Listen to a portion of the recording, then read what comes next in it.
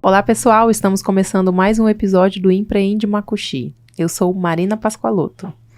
E eu sou o Douglas Minuto. O tema de hoje é financiamento imobiliário. A gente trouxe hoje a Ingra Dourado, empresária, tem 31 anos.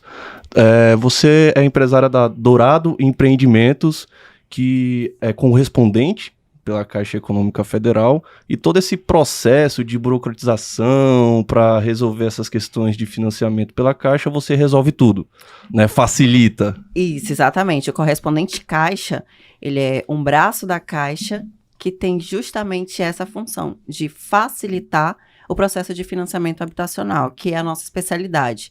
Apesar que o correspondente Caixa, ele pode atender em várias outros ramos, né? Consignado, abertura de conta, cartão de crédito, mas a Dourado Empreendimentos é especialista em financiamento habitacional.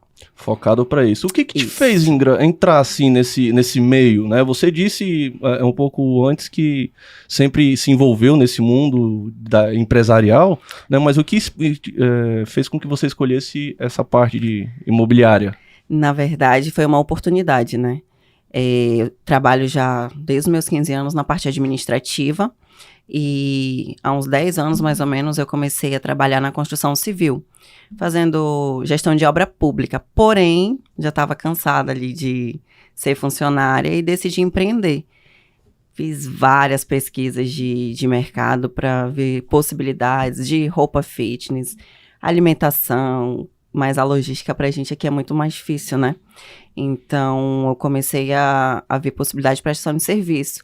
E o correspondente Caixa foi, na verdade, ali um presente. Foi uma oportunidade e que realmente tinha que ser. E hoje eu sou extremamente apaixonada por esse mercado, pelo que eu faço. Então, eu digo que foi realmente um presente que eu recebi. Você também está ajudando a construir sonhos, né? Exatamente. Muita gente ali que quer construir sua casa própria.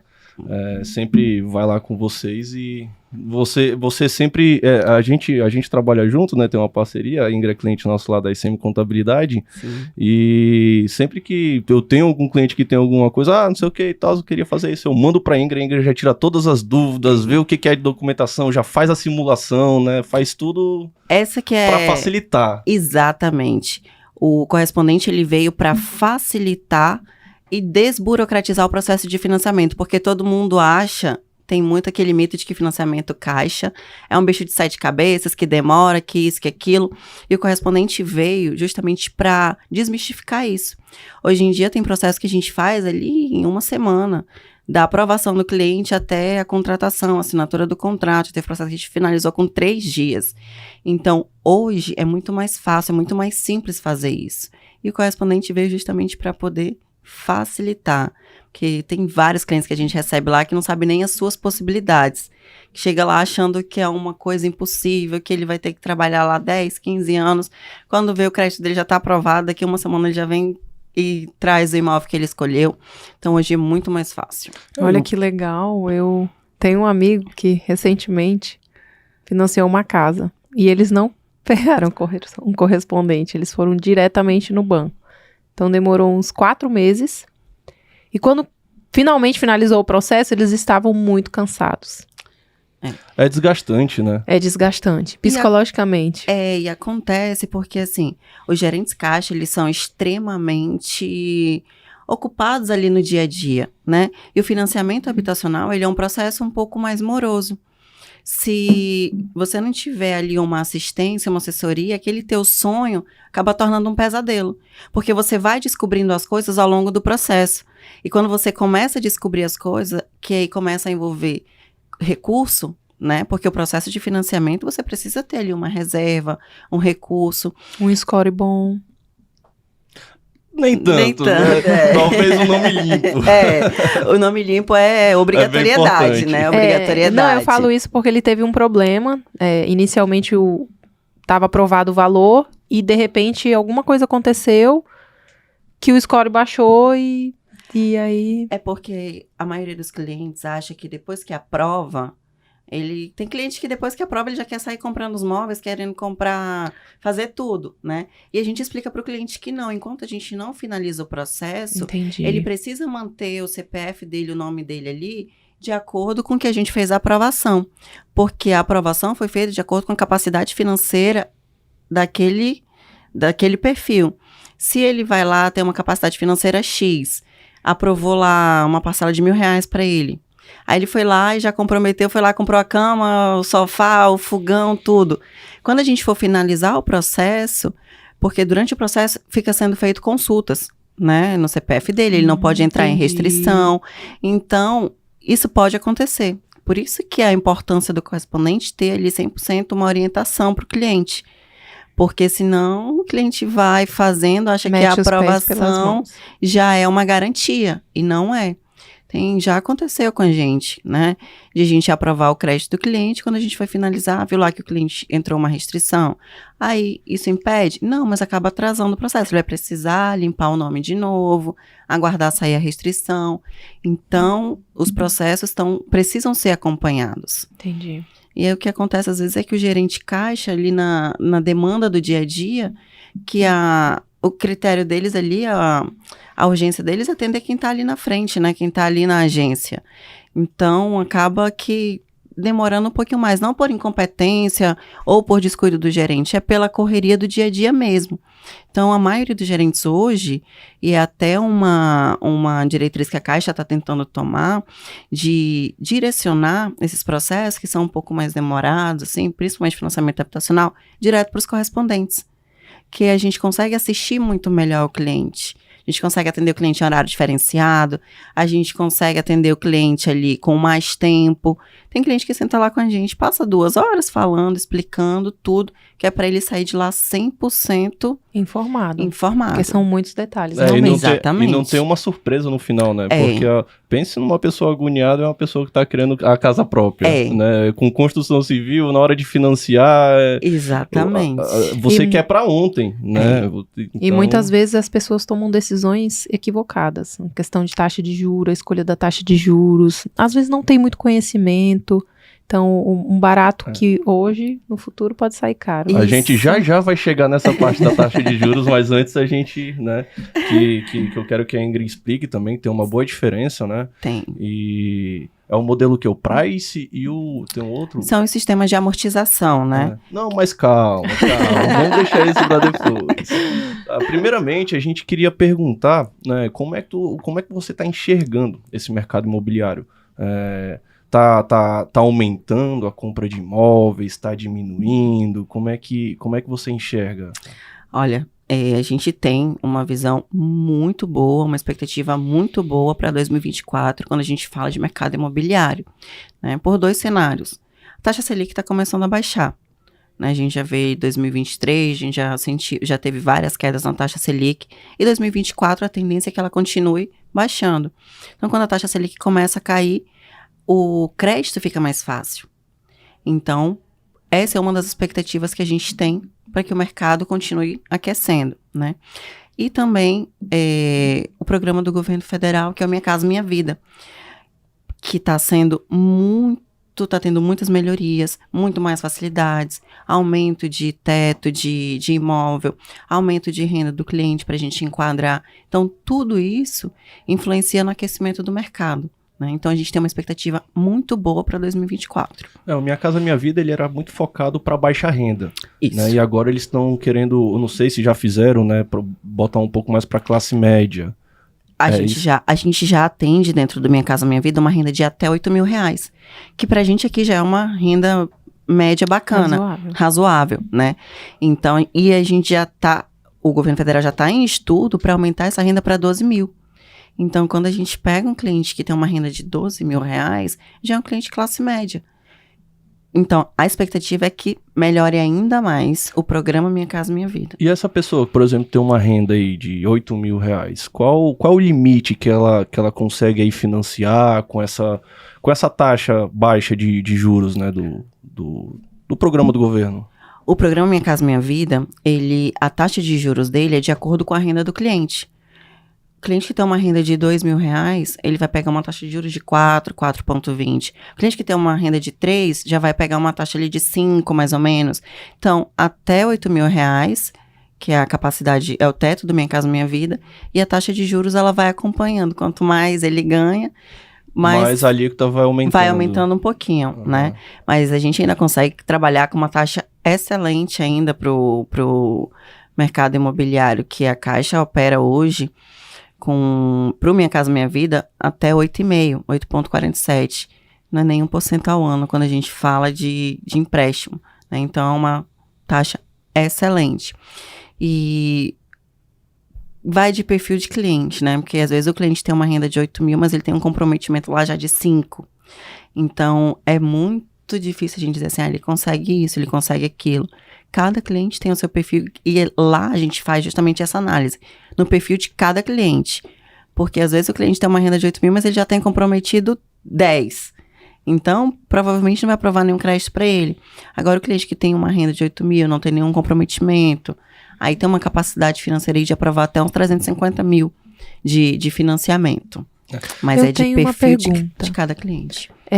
No passado, eu ouvi falar que era impossível amortizar um financiamento Minha Casa Minha Vida. Essas regras mudaram? De você não conseguir pagar metade do tempo, né? Ir pagando do mês e a do final e até se encontrarem. A gente já tem essa mudança aí hoje. A partir da primeira parcela, você já consegue amortizar, né? Qualquer valor. E a gente não usa mais esse sistema de paga a primeira, paga a última. Não. Você pode amortizar qualquer valor, a qualquer tempo. Entendi. Então, é muito mais fácil, porque tu vai amortizar no teu saldo devedor. Não amortizar ali na quantidade de parcelas. Né? Entendi. Você amortiza no saldo devedor e, consequentemente, você vai pagando menos juros. Igual Quanto o menos Pronamp. tempo. É porque tem muita gente, né, que quando vai financiar o seu imóvel, vai demorar ali 15, 20 anos para pagar o imóvel. Se você for colocar isso na ponta do lápis, vai dar um juros absurdo. Claro que a gente tá falando de 20 anos. Mas vamos supor que tu financia esse imóvel em 20 anos e pague em 5. Sim. Então, com as taxas de juros já baixas, imagina você fazendo esse tipo de amortização, né? Então, você tem uma casa que você pagou mais barato e tá quitada. E é o que eu sempre aconselho para os clientes. Quando você começa a amortizar no início do contrato, você consegue pagar ali menos juros consideravelmente. Porque quanto menos tempo você paga, menos juros você vai pagar, né? E às vezes eu faço até simulação para o cliente, olha, tua parcela é R$500. Se tu pegar ali R$100 no início do teu contrato, tu consegue amortizar 3, 4 parcelas. Então, e hoje a Caixa, ela tá tá evoluindo. As pessoas acabam reclamando um pouco do nosso sistema, mas hoje o sistema habitacional da Caixa é excelente. O app Habitação, você consegue fazer consegue ali fazer a simulação do valor da amortização que você quer fazer, para quantas parcelas vai cair, ou você quer amortizar no valor da parcela. Então, no próprio aplicativo, você consegue fazer tudo isso. É muito mais simples hoje. E tem uma outra coisa também, referente à parte do comprometimento da renda. Né? A gente sempre vê que o banco, ele pede ali, o financiamento, a parcela, ela não pode passar pelo menos de 30% da tua renda. Isso. Então, vamos supor que você ganha ali R$10 mil, a tua parcela não pode ser mais de 3 mil. Isso. Porém, se você não tiver nenhum tipo de financiamento, né? Porque aí, se tiver algum outro financiamento, isso vai comprometer sua renda e impedir que talvez você consiga pegar o financiamento. Correto? Correto. É porque a gente não pode comprometer mais do que 30% da renda do cliente. Mas não é só para o financiamento, é geral. Se o cliente ele já tem uma parcela lá de um carro, vamos supor, ele recebe R$10 mil, mas ele já paga uma parcela do carro de 4. Ele já comprometeu mais do que 30% dele. Então, provavelmente é um cliente que a gente vai ter um pouco de dificuldade, vai ter que trabalhar o cliente, né? Ou ele vai ter que pegar uma casa mais barata, né? E aí é exatamente onde a gente entra conscientizando o cliente. Porque às vezes o cliente ele chega lá com uma expectativa muito grande, ou ele chega sem expectativa nenhuma. A gente entra ali trabalhando o cliente, conscientizando. Porque às vezes o cliente ele não consegue entender assim, poxa, hoje eu posso comprar uma casa de 200 mil.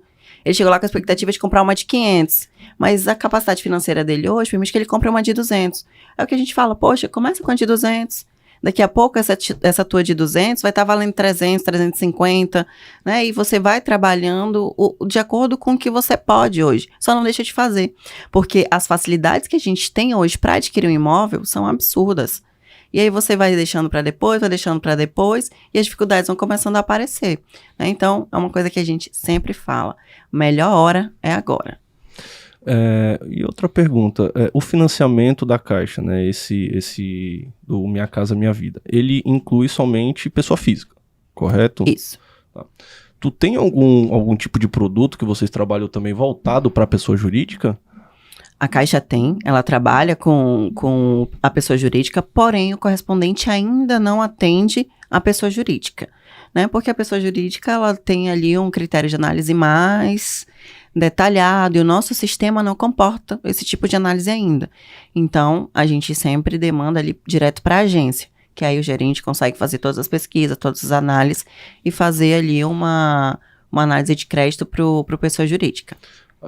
Qual o limite do programa Minha Casa Minha Vida para comprar um imóvel? 300, 350, não sei se aumentou, antes era... Recentemente aumentou, né? A gente trabalha com 3 faixas no Minha Casa Minha Vida. Para faixa 1 e 2, que é quem ganha até 4.400, o valor do imóvel aqui para Boa Vista é de 248 mil, porque os valores eles são determinados por região, né? Uhum. O valor do imóvel aqui, o teto máximo do imóvel aqui para Boa Vista é diferente do Cantá, é diferente de Mucajaí, é diferente de Alto Alegre, porque é determinado por região, né? Quantidade populacional. Então, para Boa Vista hoje, para faixa 1 e 2, 248 mil. Para faixa 3, teto máximo é de 350 mil. Ah, show. Não tinha, né, 350? Não. Antes era o quê? Era até 200 mil? 200... O nosso máximo era até 208. 208. Para Nossa, Boa gente. Vista. E diante da especulação imobiliária aqui no estado, aqui na capital, a gente para pensar, gente, uma casa de 300 mil, aonde que eu vou encontrar? É terreno. Só o terreno. Se você for andar aí pelos bairros mais nobres, Depende né? da localização. A gente tem bairros que tem terreno de 65, 70 mil. Isso tudo vai da localização, né? Claro, se a gente for procurar ali Caçari e Paraviana, é 300, 350, 400 mil. Mas quando a gente pega ali os bairros mais, um pouco mais afastados, a gente consegue encontrar terrenos até de 60, 65 mil. Isso aí realmente é perfil do cliente. Tem cliente que chega lá querendo comprar uma casa no Paraviana. Poxa, mas infelizmente você não tem como. Pra ti não serve ali um Monte Cristo, um Caranã, um Calmé. A gente vai dando as possibilidades pro cliente, né? Ainda tem também, como você tá nesse mundo, né, do mercado imobiliário, então provavelmente você tem contato com corretores, com Sim. construtores, você consegue direcionar essa pessoa para procurar, né, então uma casa ou um terreno, Sim. alguma coisa assim. Aí, além de ajudar com as dúvidas do financiamento, né, ainda talvez consiga ajudar para comprar, aí atrás, achar, né. São as também parcerias que a gente terreno. faz. Aproveitando o ensejo, existem 2 modalidades. A Caixa constrói para você e aquela que você compra pronto, né? A gente tem várias modalidades, né? Tem a modalidade só de aquisição de lote, se você quiser comprar só o lote. Tem a modalidade de aquisição e construção, onde você compra o lote e constrói. Tem a modalidade de construção em terreno próprio, quando você já tem o terreno todo documentado no seu nome, quitado. Você quer financiar só a construção, a Caixa financia só a construção. Tem a modalidade de imóvel pronto, você quer comprar um imóvel que já esteja 100%, ele novo ou usado. Tem a modalidade do crédito real fácil, que é quando você já tem o bem quitado, desalienado, tudo, você está precisando de um crédito, a Caixa financia. Para fazer a reforma, né? Pra fazer Tem a modalidade de reforma e ampliação. Essa modalidade do crédito real fácil, ela é muito utilizada pelos empresários. Eu quero. Olha aí, já ganhei uma cliente. Olha só, tô precisando. Já ganhei uma cliente aqui. Todo episódio é uma dessas, Uma né? parceria É uma fechada. parceria fechada. E os empresários usam muito, porque você continua com bem, né? E o recurso que a Caixa te disponibiliza, ela é sem fins específicos. Se você quiser viajar, fazer uma Muito cirurgia, investir no negócio, comprar outro imóvel para alugar. Então, ela é sem destinação específica. Nós comentávamos ontem, Douglas, que muitos empresários têm medo de fazer dívida. E o Douglas falou, mas se você for esperar o recurso do caixa da empresa, eu falei, vai demorar muito. Não faz. Então, a gente faz o cálculo, tem as dívidas ali, o risco calculado, utilizando os nossos bens. Sim, exatamente. E a maioria dos clientes que usam esse crédito real fácil são empresários. São empresários porque eles já têm ali 2, 3 bens, né? 3 imóveis, moram em um, os outros 2 são alugados, o próprio aluguel vai pagar aquela parcela, ele pega aquele recurso, às vezes compra outro imóvel para colocar em locação ou para investir no seu Na negócio. empresa. Porque, querendo ou não, o crédito imobiliário é o crédito com a menor taxa de juros do mercado. Então, viabiliza. Tanto que a gente tem clientes que são empresários que a gente sabe que tem uma capacidade de ir lá e comprar o bem à vista, né? Mas o que ele vê? Se eu pegar esse recurso, investir no meu negócio, eu vou ter uma lucratividade muito maior, pago a minha parcela do imóvel que eu financiei, Amortizo. vou amortizando, consigo ter uma rotatividade ali do meu recurso que eu tenho em mãos, né? E isso acontece demais. Inclusive, dá até para fazer com terra, né? Imóvel rural. O correspondente, ele não trabalha com imóvel rural também. Entendi. Então teria Mas que ser... a Caixa tem uma agência específica pro agro, que é onde atende os imóveis rurais. Entendi. É porque tem seus detalhamentos mais específicos, né? É, Isso aí tem depende muita, de muita uma- coisa É. envolvida. E o correspondente, querendo ou não, ele é um braço da Caixa que é novo, né? Então, a gente já ganhou ali muita visibilidade, muitos benefícios de poder atender. Antes a gente atendia, tinha que fazia tudo manual e levava pro gerente na agência. Hoje não, a gente tem sistemas, a gente atende legal. vários produtos, praticamente todos os produtos que a agência vende, né, disponibiliza para o cliente, o correspondente também faz. Com um benefício que é disponibilidade de tempo, praticidade, agilidade. Então, o correspondente está ganhando ainda ali o espaço. Muito bom. E vai ajudando a Caixa a evoluir, vai ajudando a desenvolver. Exatamente. Que o cliente, quando ele pensa em que eu tenho que ir para a agência pegar aquela fila, ele já desistiu. Já desiste logo. Ele já desistiu. Aí quando fala assim, não, você pode fazer no correspondente, cara, vai rapidinho ali, vai com horário agendado às vezes, é atendido, pronto. Não tem negócio de espera. É. É acessibilidade, né? Você ter essa acessibilidade É a é importante. praticidade hoje em dia que a gente precisa, né? Nossa vida é muito corrida. É. A gente... Tem dia que a gente atende cliente lá 8, 9, 10 horas da noite, sábado à tarde. Então, assim, tentando atender o cliente ali dentro das possibilidades dele também, né? Porque a gente sabe que o cliente trabalha o dia inteiro. Não consegue realmente sair, assim, meia horinha, 1 hora para poder resolver uma coisa pessoal. Então, a gente tenta flexibilizar ali para atender ele fora do horário expediente dele. Então, esse diferencial é muito importante para a gente e para a instituição também, né? Ganha, Porque a gente... ganha o cliente no coração. Exatamente. Eu tava comentando com meu irmão hoje, eu fico tão triste quando eu vejo um estabelecimento que fecha pro almoço, porque Ai. muitas vezes o horário que eu tenho ali é o horário do almoço. Fui atrás de comprar uma madeira hoje, fechado. Tive que ficar Exatamente. esperando. Infelizmente. Roraima ainda tem esses Gargalos. Ingra, tu tinha falado da questão das modalidades de financiamento, Uhum. certo? Vamos supor que eu queira financiar somente um lote ali, um terreno. Aí esse lote eu financio ali, vamos supor que ele custou R$200 mil. Aí eu parcelei e tal, está financiado pela Caixa. Existe a possibilidade de depois, ainda com esse financiamento, eu fazer mais um para construir a casa, ou teria que quitar para poder fazer? Como é que funciona essa... Hoje em dia, a Caixa permite mais de um financiamento, né? Com exceção da construção, sendo a modalidade aquisição em construção ou construção em terreno próprio. Se você já tem uma aquisição em construção e tu quer comprar um imóvel pronto, você pode, né? Comprar um lote, 3, 4, quanto a tua capacidade financeira permitir. Agora, quando você já tem um financiamento, aquisição em construção, ou comprou uma casa pronta, ou tem financiado um lote, tu não pode adquirir um novo, sendo ele construção.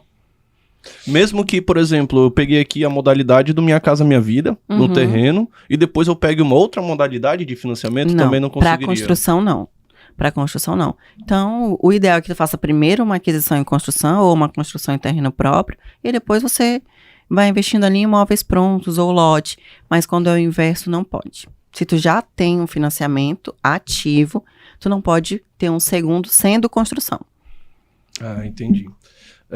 E voltando para a parte do price, do saque, porque, tipo assim, é muito importante as pessoas saberem qual é a diferença, Uhum. né? Porque pode afetar muito na tua Sim. vida.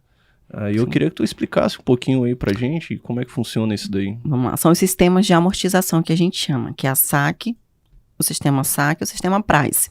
O sistema SAC, ele é o sistema de amortização crescente. A amortização dele é mais rápida, porém a parcela dele inicial começa mais rápida, começa um pouco mais alta, né? E ela vai diminuindo ao longo do financiamento, aquela parcela decrescente, né? Então, já a Price, ela é um sistema de amortização constante, ela tem uma parcela constante. É fixa, né, no caso. Ela não é fixa. Porque ela bota a Selic ali em cima também, ou ela varia de acordo com o quê? Sabe dizer? Aí a gente... Depende do contrato, né? Depende do indexador. Ih. Por isso a importância da análise do correspondente, né? Porque às vezes o cliente ele chega lá pra gente, eu trouxe essa simulação aqui pra ti. Ele trouxe lá pra gente uma simulação de um imóvel pronto na SAC, com indexador no IPCA. O IPCA ele vai ter uma taxa de juros mais reduzida. Por quê? É um indexador que ele tem muitas variáveis. Né? Durante o contrato, ele pode começar hoje com uma taxa de juros baixa. Porém, eu não posso garantir para ele que quando ele tiver daqui a 1 ano, aquela taxa de juros ela vai se manter. Por quê? O IPCA, ele é variável, né? De acordo com o Selic, tudo. E o cliente, ele pode escolher se é IPCA, ou IGPM, ou INPC? Pode escolher qualquer índice? IGPM e INPC não se aplica para o financiamento, né? Sim. A gente trabalha com poupança, TR, IPCA. E a própria Selic também? A Selic não. A Selic não é um indexador, né? Ela é base para os indexadores. Entendi. Então, por exemplo, quando a Selic está muito alta, a poupança tende a estar mais baixa. Sim. Quando a Selic começa a baixar, a poupança tende a ser mais valorizada, né? Então, isso a gente precisa ter o conhecimento para poder explicar para o cliente, né? Então, quando tem um cliente que ele tem ali uma previsão de ficar pagando os 30 anos, a gente aconselha que ele opte por um indexador que não vai ter tanta variável, que tenha um baixo risco de variação, né? E aí, agora, quando tem um cliente que, quero comprar hoje porque eu estou sem um recurso, mas daqui 6 meses eu vou receber uma indenização, eu vou receber uma herança, eu vou quitar. Aí a gente já consegue trabalhar com ele um indexador de alto risco, que não é IPCA, Entendi. né? Então, isso tudo a gente precisa ter. Né? Tem que analisar. É perfil. E existe perfil a diferença, por exemplo, para ti é melhor o price, para ti é melhor o saque? Ou sim. Como é que vocês trabalham? É a análise do cliente. É o perfil do cliente. Porque, por exemplo, às vezes tem um cliente que o que ele quer é pagar menos juros.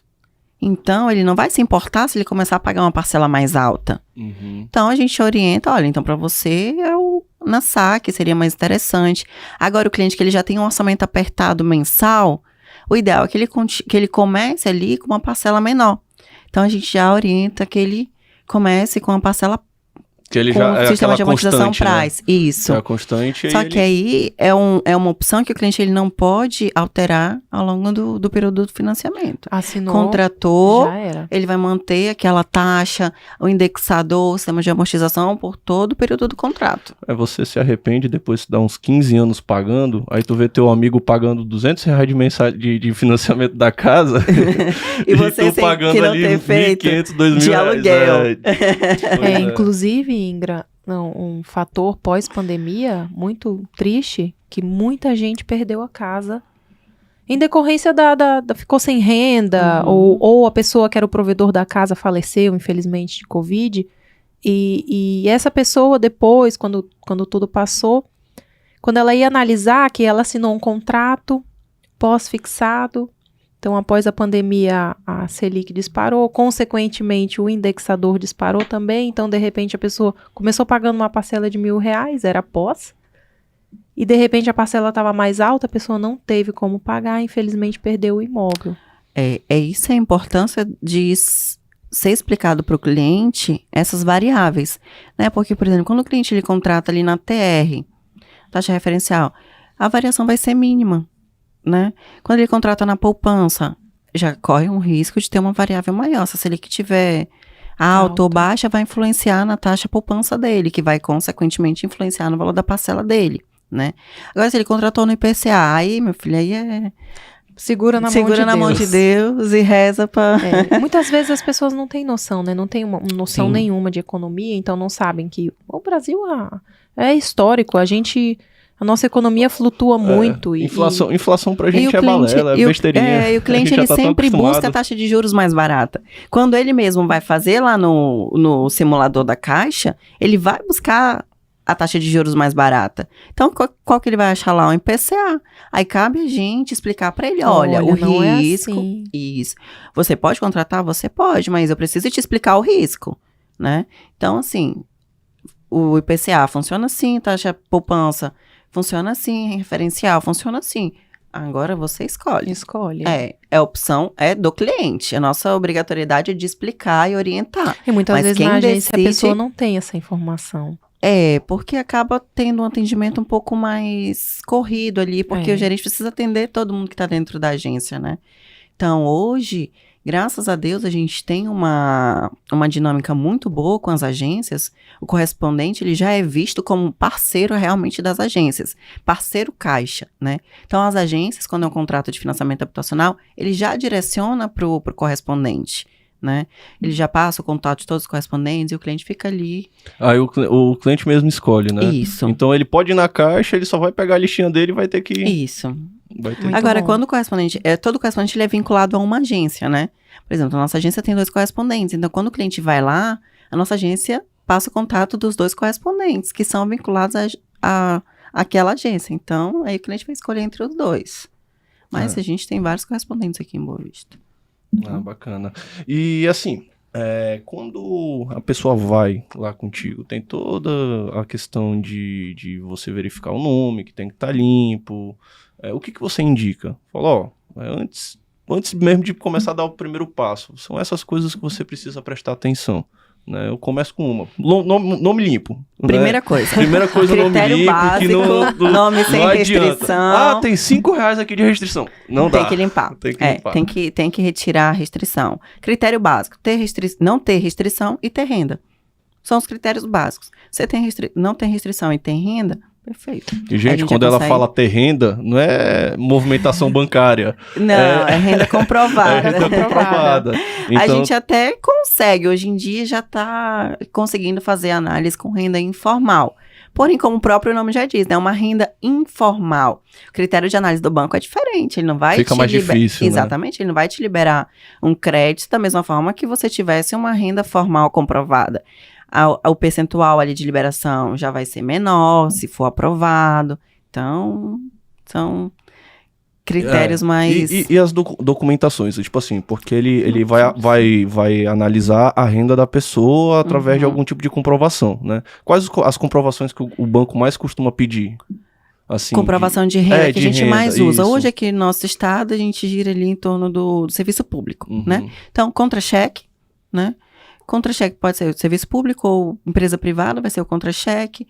Para o empresário, imposto de renda. Ou autônomo também, né? Empresário, autônomo, ou imposto de renda pessoa física. MEI, imposto de renda pessoa física, porque às vezes você como trabalha na área da contabilidade, você sabe que às vezes o empresário ele declara da pessoa jurídica, mas ele não quer declarar da pessoa física. Então, a gente tem que entender que pessoa jurídica é pessoa jurídica, né? São pessoas diferentes. São pessoas diferentes, exatamente. Mas eu tenho uma empresa, a empresa é empresa. Pessoa física é você no seu CPF. Então, a gente trabalha com imposto de renda pessoa física. Porque a Caixa, ela faz ali o financiamento da unidade individual, do habitacional, para a pessoa física. Né? A gente não tem essa modalidade com tantas facilidades dentro da pessoa jurídica. E quando a pessoa tem, por exemplo, um imóvel no nome, alguma coisa do tipo, tranquilo, é até mais fácil ou não tanto faz? Não tem impedimento, tá? Não tem impedimento. Porém, ele não vai mais, dependendo do cliente, ele não enquadra mais ali no Minha Casa Minha Vida, né? Mas dependendo do perfil do cliente, ele já ia direto para uma outra modalidade. Aquele que SBPE. pode... É isso. É o SBPE. Ainda tem também, inclusive falando de SBPE, tem a parte do FGTS, que é interessante, eu acho que comentar. Porque tem muita gente ali que tem um dinheirinho do FGTS e eu sou contra o FGTS. Né? Também sou contra. Não é contra pelo fato do fato de pagar, é do fato de utilizar a taxa TR para render os juros. Então o dinheiro, basicamente, o dinheiro do trabalhador lá fica se desvalorizando. Né? Então, poxa, ao invés de ficar ali com o dinheiro parado anos, tu poderia utilizar para fazer um financiamento. Sim, né? E o FGTS é um dos pontos onde o cliente ele consegue viabilizar a compra do imóvel dele, porque a Caixa ela não financia 100% do imóvel. De regra, a Caixa não financia 100% do imóvel, ela só financia até 80%. Então, o cliente ele vai ter que ter algum recurso ali para pagar os 20% de entrada. Né? Então, tem muitos clientes que utilizam do FGTS para custear essa entrada, que é um dinheiro dele, só não está em posse dele, né? Mas ele pode utilizar o FGTS. Com essas facilidades aí que o governo deu, não teve nenhuma na parte de entrada, facilitar? Sim, dentro do programa. O que foi que ele fez? Dentro do programa Minha Casa Minha Vida, a gente tem um subsídio, né? O subsídio é uma ajuda de custo que o governo federal disponibiliza para te ajudar na entrada. Dependendo do perfil do cliente, tem cliente que recebe até 45 mil de subsídio. Né? Nada que o governo não tenha tomado antes dele. Vamos deixar claro. Vamos deixar claro. Tem clientes que conseguem zerar a entrada só recebendo o subsídio, né? Ou consegue complementar com a FGTS. A gente tem muitos clientes que conseguem não tirar nenhum recurso do bolso por conta do subsídio e do FGTS. E o FGTS você pode usar também depois para amortizar nas suas parcelas, né?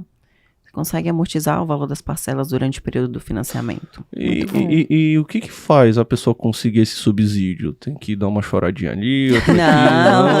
Não tem choradinha não.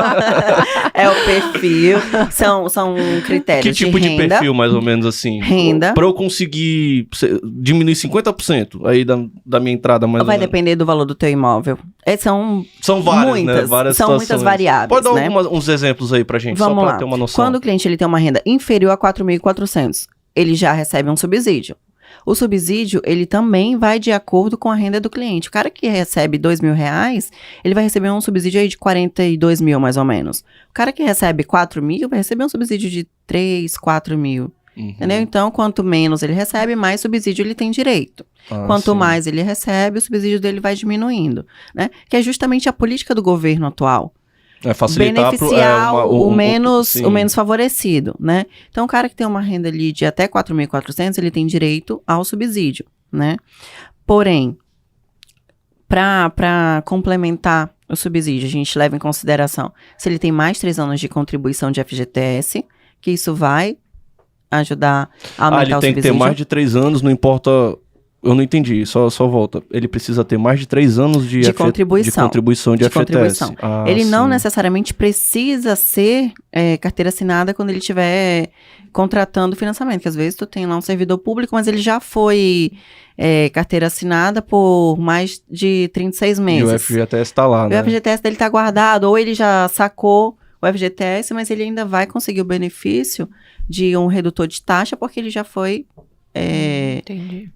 Já teve a contribuição sim. de mais 36 meses. E essa contribuição, ela não necessariamente ela precisa ser de ter sido os 36 meses direto, né? Ele é somado os prazos, os períodos, né? Se ele trabalhou 1 ano em uma empresa, 6 meses em outra, 10 meses em outra, se somado todos os prazos tiver mais de 36 meses, já conta para aumentar o subsídio dele. Se ele estiver dependente, então são esses 3 critérios: renda, FGTS, tempo de contribuição e dependente. E da parte do FGTS não importa ali muito o valor em si. Não. Né? Para conseguir, no caso, esse subsídio. Não. Né? Ele não precisa nem ter saldo em conta. Ele precisa ter tempo de contribuição. Entendi. Então muito não é pra bom. mim. Droga. Tu ainda esperava conseguir alguma coisa. Fica com a carteira cheia e vamos pro SBPE logo. Agora fala pra gente um pouco desse SBPE. Como é que funciona? Eu me interessei. O SBPE é que a gente chama assim da casa da mãe Joana, em boas palavras. O que não enquadra no Minha Casa Minha Vida vai ser enquadrado no SBPE. O cliente que tem uma renda acima de R$8.000, ele já vai direto para o SBPE. O cliente que está comprando um imóvel acima de 350 mil, ele já vai para o SBPE. O cliente que já tem um imóvel financiado, ele vai para o SBPE. Então, é o que não enquadrar dentro da Minha Casa Minha Vida. Aí, consequentemente, a taxa também dá uma aumentada. Alguém tem que pagar, né? Alguém tem que pagar com certeza. Infelizmente. Mas mesmo assim, ainda é uma taxa de juros muito atrativa dentro do mercado. O que a gente está operando hoje dentro do SBP é 9,99. Não dá nem 1% ao mês. Nem 1% Se for ao na mês. construção, 10,30, também não dá nem 1% ao mês. Então, ainda assim, é uma taxa de juros muito atrativa. E SBPE também só para pessoa física. Só para pessoa física. A jurídica não... Não.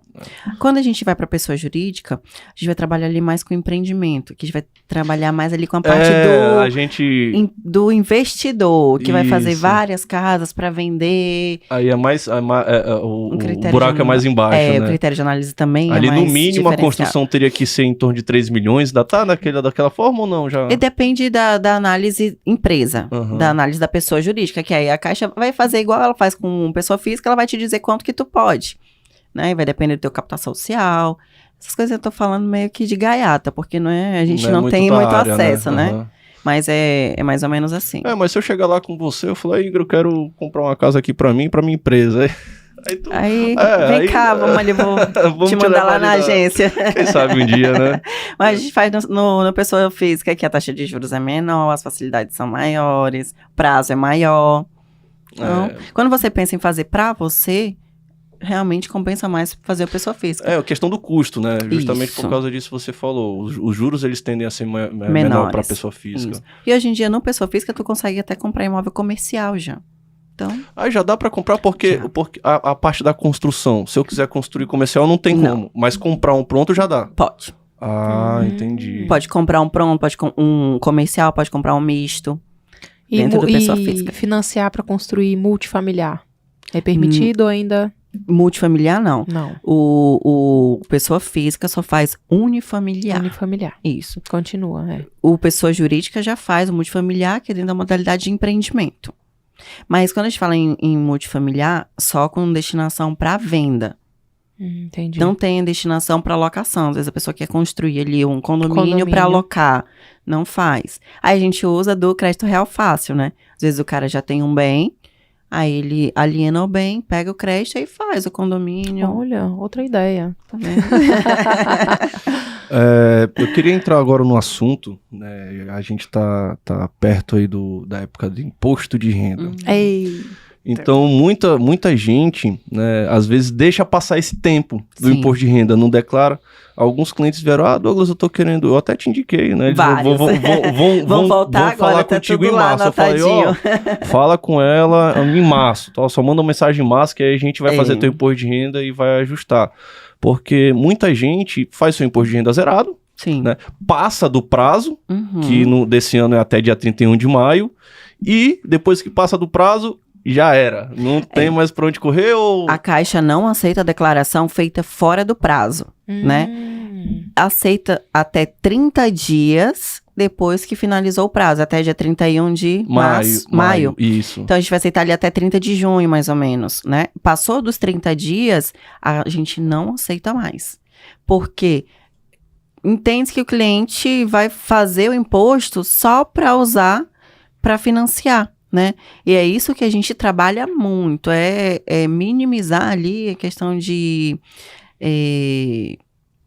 dar bandeira. Quando o cliente... exatamente, quando o cliente tenta... burlar o sistema. Então, é uma dos critérios que a Caixa segue ali à risca. Não adianta. Dá um jeitinho, não adianta jeitinho lá. Hoje os funcionários chegam, eu preciso de um contra-cheque, ganha 1.800, preciso de um contra-cheque de 5.000. Eu falei, olha, não, contador não existe. Sabe, porque hoje o sistema Caixa, ele é todo interligado. Então, o sistema, quando tu lança uma renda, ele já vai buscar lá no Banco Central, já busca lá no Ministério do Trabalho. Opa, peraí, o cliente informou que tem uma renda de 5.000, mas o depósito dele desse mês foi referente a 1.800. Então, não adianta mais isso. Hoje tá tudo interligado, né? Não adianta você tentar burlar ou fazer alguma coisa diferente. E tem aquela situação também que, claro, existem vários tipos de renda, né? A gente não especificou isso, é interessante a gente falar também. Quais as rendas que são permitidas? Vamos lá. Depende do perfil do cliente. Se o cara é servidor público, vai ser uma renda de contra-cheque. O cara é empresário, a gente aceita o Prolabore. Eu digo, desculpa, a renda, quando eu quis dizer, os tipos diferentes que a pessoa recebe, né? Porque tem dividendo, lucro, não sei o quê. Dentro ali, por exemplo, eu recebo aluguel, ou eu recebo Prolabore, eu recebo salário, eu recebo dividendos. O que contabiliza para comprovar renda para a Caixa Econômica? Todos que você consegue comprovar que você realmente recebe. No imposto de renda. Por exemplo, aluguel, você recebe aluguel, você tem que comprovar que você tem o imóvel no seu nome e um contrato de locação e um comprovante de pagamento que você recebe. Aí a gente consegue utilizar a renda do aluguel, né? Por isso que a Caixa, ela não aceita quando vem lá naquele campo outros. Sim. A Caixa não aceita, a gente não consegue utilizar essa renda quando vem lá em campo outros. Por quê? Eu não sei, a gente não vai saber de onde que vem esse outros de onde? Outros de onde, né? Agora, os rendimentos tributáveis, inclusive os rendimentos isentos e não tributáveis. Antes eles não aceitavam, né? Os isentos, os rendimentos isentos. Até 40 mil não é aceito. Até 40 mil não é aceito. Acima de 40 mil a gente... Olha, gente, mas até o final do ano não vai ter mais nada isento, porque o governo tá taxando tudo. Tá taxando e com força. A única coisa isenta eu acho que é o fundo imobiliário. O resto já foi tudo taxado. Nem daqui a pouco vai também no meio. Vai. E tenho certeza. Aí a gente precisa analisar também ali o que o cliente faz. Qual que é a função do cliente? Por exemplo, um produtor rural. A declaração dele é diferente, né? Produtor rural, a gente precisa analisar lá os 20% de lucro, dividir pelo resultado. Então, é a análise do perfil do cliente de acordo com a profissão dele, como que ele declarou. E isso a gente tem, assim, muito cuidado de acompanhar os clientes nessa época, porque a gente recebe cliente o ano inteiro que, poxa, mas eu ganho tanto, mas eu não declarei nada. Se, infelizmente, você não declarou, a gente não vai ter o que fazer até abrir o próximo período de declaração de imposto de renda. Agora, se você declarou e você não quis informar os seus rendimentos todos, você tem a opção de corrigir, fazer a retificação. Pois é, a retificação, né? Depois de passar do prazo, a Caixa também não aceita, né? Aceita, porém, a gente precisa comprovar o que foi retificado. Né? Por exemplo, o cliente retificou lá, ele tinha uma renda de 2 mil, retificou para uma renda de 8. Ai, surgiu do nada essa renda? Como assim? Brotou aqui. Aí, às vezes, a gente consegue, dependendo do perfil do cliente, a gente estuda e fala, olha, você tem como justificar. Foi uma renda que era de aluguel, você não sabia que precisava informar, você pode informar aqui e fazer retificação. Mas ela precisa ser justificada. Né? Porque isso é uma análise tanto do correspondente, que a gente vai se responsabilizar também por essa retificação, quanto vai passar pela análise gerencial, vai passar pela análise da conformidade. Isso é uma informação que vai direto para a Receita Federal. Meu Deus, o auditor tá lá só esperando. Então, exatamente. Então, se for assim, às vezes é um erro da contabilidade ou uma falta de conhecimento do cliente, aí você consegue retificar. Agora, não é retificar por retificar, não. Eu quero ter uma renda de 8 mil reais porque eu quero comprar uma casa de 1 milhão. Eu vou retificar aqui, aí não dá, né? Até porque as pessoas, às vezes, realmente acontece de esquecerem. Eu não sabia que era. Esses dias eu fui fazer a declaração e até as criptomoedas precisa declarar, Exato, né? Tem muita gente deixando isso passar. Eu também, assim, não me atentei. Eu já tinha escutado em algum lugar, mas esqueci. Não guardei a informação. E aí o contador me avisou, falou, eu puxei aqui e apareceu, não sei como. Ele falou, eu vi que tu tem criptomoeda. Como que você viu? Se ele viu, a Receita também. Então, exatamente. E a gente também consegue utilizar os rendimentos de criptomoeda que são... lucro, né? Lucros, né? Lucro. A gente usa o lucro ali, dependendo dos valores, tudo. Então, a gente analisa ali o imposto de renda... Parte a parte. Né? Parte a parte. Por isso que a gente perturba demais a cena. Ô, Douglas, me socorre aqui, fulano, socorre aqui. Sempre assim. E a pessoa tem que ter cuidado também, porque às vezes ela quer colocar, não, bota um valor tanto aí. Calma, que tem um imposto. Exatamente. Né? A partir de 2 salários mínimos... Já estamos pagando. Já está pagando imposto. Então, se você bota ali 5, 6 mil reais, a pancada vai ser pesada. É o que eu falo pro cliente, o ideal é que você diga a verdade, que você fale que realmente você ganha, que nem que você aumente, nem que você diminua tentando esconder. Porque, poxa, eu vou pagar aqui um imposto. Mas, cara, com esse imposto de renda aqui, eu posso comprovar que eu realmente tenho essa renda, né? Isso vai me abrir portas, não só para um financiamento habitacional. Às vezes você quer Cartão de crédito, quer... Exatamente. Com fornecedor, com... Principalmente para o empresário, para o autônomo, né? Para o microempreendedor ali, para o MEI.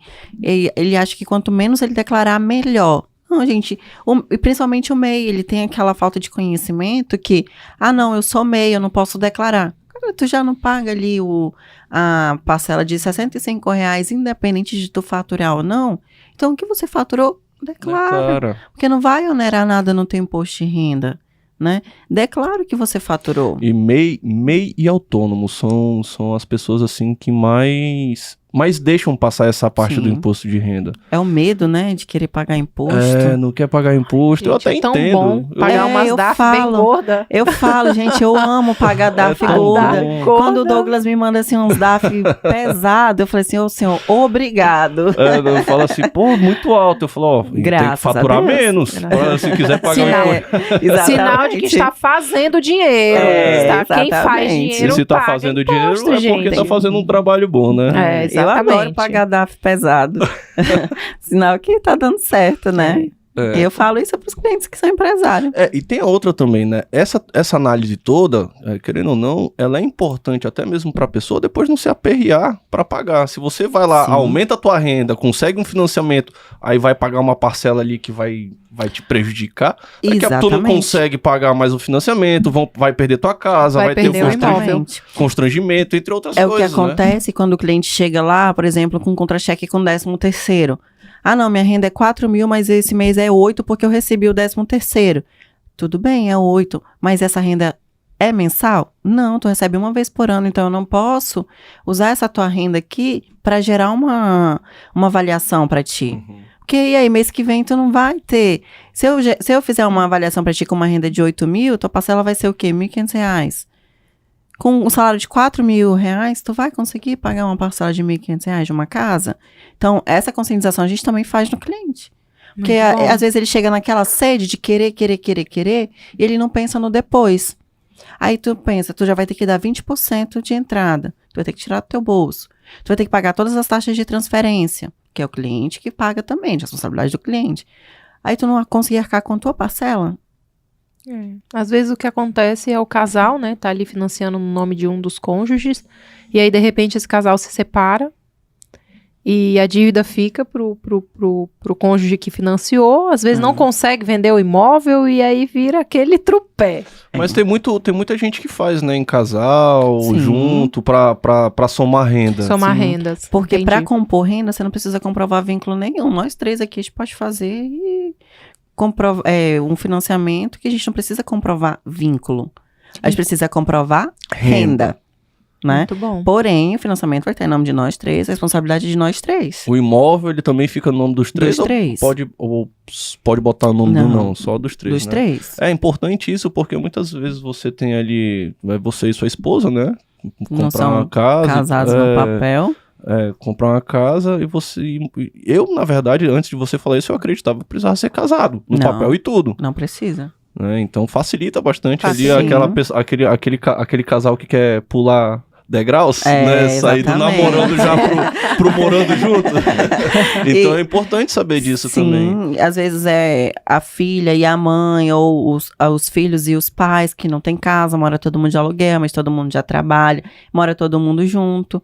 Compõe a renda, todo mundo, aí cada um fica responsável por uma partezinha da parcela e consegue, porque não precisa comprovar vínculo. Às vezes 2 amigos querem comprar, não precisa comprovar vínculo nenhum. Você precisa comprovar que você tem renda para pagar. Hoje as pessoas não estão mais formalizando, né, a união. No máximo uma união estável. E Universal também, quando faz Universal, não pode fazer sociedade empresarial, né? Tem toda uma regra lá.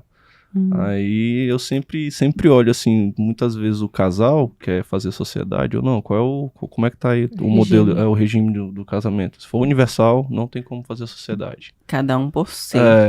Aí tem tudo isso daí. O melhor regime é aquele que não comunica.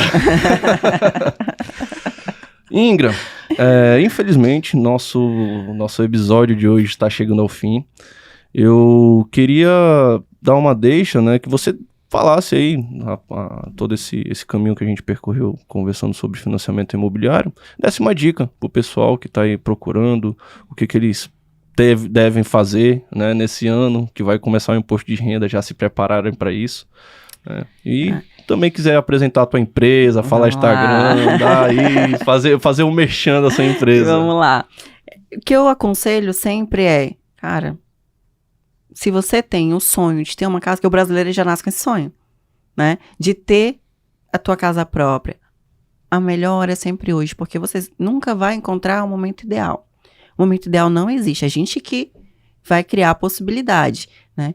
E mesmo que você ache que você não pode, procura Dourado Empreendimentos, que a gente vai te orientar, às vezes possibilidades que você acha que não tem, e a gente vai te mostrar o melhor caminho, a gente vai te orientar, vai trabalhar um planejamento. Tem clientes que a gente passa ano trabalhando para conseguir ajudar aquele cliente a realizar o sonho da casa própria, e é extremamente satisfatório esse nosso trabalho. Porque é extremamente, assim, gratificante você ver o brilho no olho da pessoa, ela assinando o contrato lá da casa dela. Porque eu acho, já tenho o meu imóvel próprio, não tem coisa mais maravilhosa do que tu chegar na tua casa, saber que aquilo ali é teu. Vou pagar, 30 anos pagando, mas é teu, né? Sabendo que tu vai ter aquela parcelinha todo mês, mas ela não vai aumentar. Ela não vai diminuir, ela não vai aumentar, igual a gente vai ter ali no aluguel, né? Todo ano vai ter reajuste de aluguel. Então, se você tem esse sonho de ter a casa própria, procura Dourado Empreendimentos, que a gente com certeza vai orientar, vai ajudar. E o principal de tudo, nosso serviço é 0800. É gratuito. O cliente não paga nada pra gente. Quem remunera a gente é o banco. Então, às vezes o cliente não quer ir porque acha que é caro, um serviço que vai ter que pagar, ele não tem que pagar absolutamente nada. Quem remunera a gente é o banco. Então, só basta você ter a vontade e a iniciativa de procurar a gente e pedir orientação. Nem que você esteja com o nome todo sujo lá. A gente vai fazer a pesquisa. Se o teu plano é construir uma casa em 2028, já vai lá com a Dourado, pelo menos você já sabe como deve proceder até lá para conseguir dar certo. Exatamente. Claro que as coisas mudam, né? Mas você já vai ter a noção ali, já vai ter o caminho. E vai limpar o nome, vai juntar dinheiro, vai fazer uma poupança. Então, como muita gente conversou contigo no passado, né? Sim. Então aí esperando ansiosamente esse ano para conversar de novo. A declaração do imposto de renda chegar, né? Então é isso. Sigam a gente no Instagram, Dourado Empreendimentos BV, lá a gente procura postar diariamente, né? A nossa rotina, as facilidades, as novidades, né? A gente sempre procura dar dicas do que você precisa fazer. E são coisas assim da vida real mesmo, não é nada mirabolante. É a nossa realidade ali, é o nosso trabalho do dia a dia. E informações pertinentes lá pra gente. Demais. Né? Adorei. Demais. Muito obrigado aí pela participação. Trouxe bastante informação pertinente aqui pros nossos ouvintes, né? São todos empresários, mas também pessoas físicas que têm o sonho da sua casa própria. Sim. Então foi interessante tudo isso que você falou. Muito obrigada, eu que agradeço o convite e a gente precisa encerrar, que se deixar eu falo aqui o dia todo. Obrigada, Ingra. Obrigada a você. Tchau, até mais, a gente. próxima. Tchau, tchau.